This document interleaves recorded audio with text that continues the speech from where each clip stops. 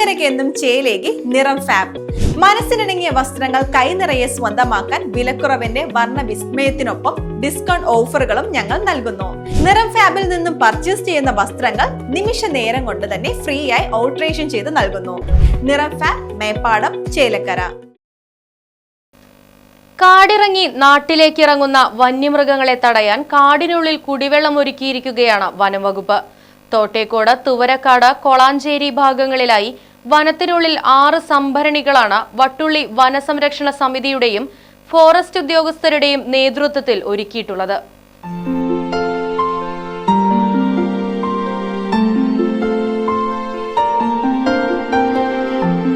വനത്തിനുള്ളിൽ ഇത്തരത്തിൽ സംഭരണികളിൽ കുടിവെള്ളം ഒരുക്കുന്നത് വന്യമൃഗങ്ങൾ നാട്ടിലിറങ്ങുന്നത് ഒരു പരിധിവരെ കുറയ്ക്കാൻ കഴിയും.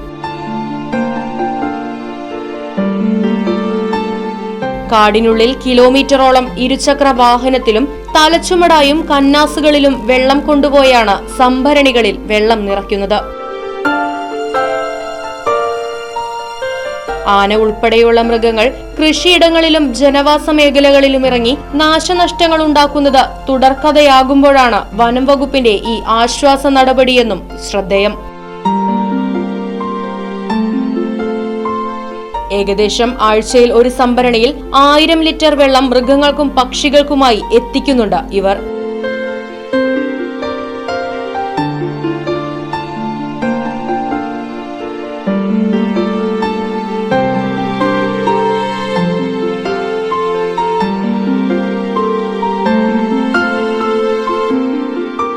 Elanad forest station deputy range officer രാജേഷിന്റെ നേതൃത്വത്തിൽ SFO ഗോപാലകൃഷ്ണൻ, BFOമാരായ Francis, Tajuddin, FW Jayan, NMR watchers, VSS അംഗങ്ങൾ എന്നിവരടങ്ങിയ സംഘമാണ് ഈ മാതൃകാ പ്രവർത്തനം ചെയ്യുന്നത്.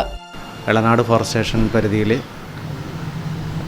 വനത്തിൻ്റെ വിവിധ ഭാഗങ്ങളിൽ ലഭ്യമായ വാട്ടർ സോഴ്സുകൾ വൃത്തിയാക്കുകയും അതോടൊപ്പം തന്നെ മുൻകാലങ്ങളിൽ വനത്തിൽ തൊഴിലുറപ്പ് തൊഴിലാളികളുടെ സഹായത്തോടു കൂടി നിർമ്മിച്ച ടാങ്കുകൾ, വാട്ടർ ടാങ്കുകൾ വെള്ളം നിറക്കുകയും ചെയ്യുന്ന പ്രവൃത്തി ഇവിടെ ഇപ്പോൾ നടന്നു വരികയാണ്.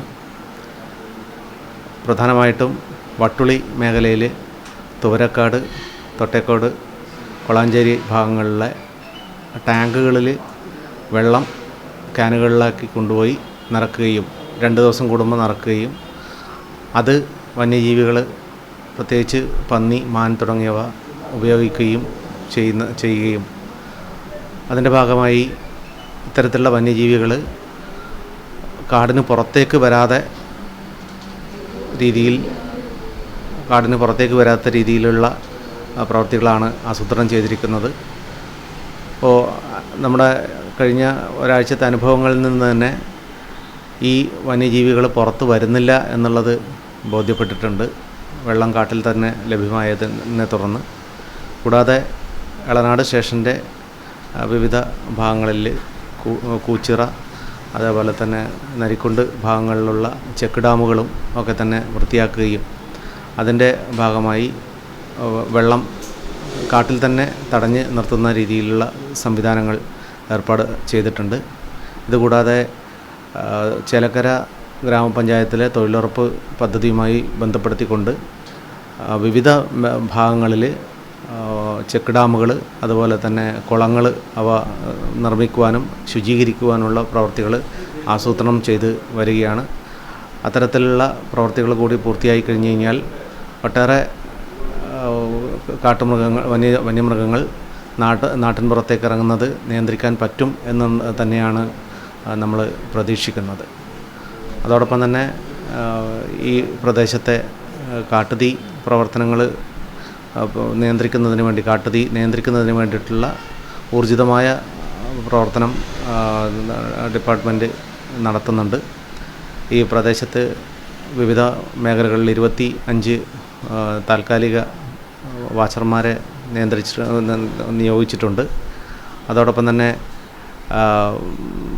ജീവനക്കാർ എല്ലാ സമയത്തും സജീവമായിട്ട് അവരുടെ സാന്നിധ്യം ഈ മേഖലയിലുണ്ട്.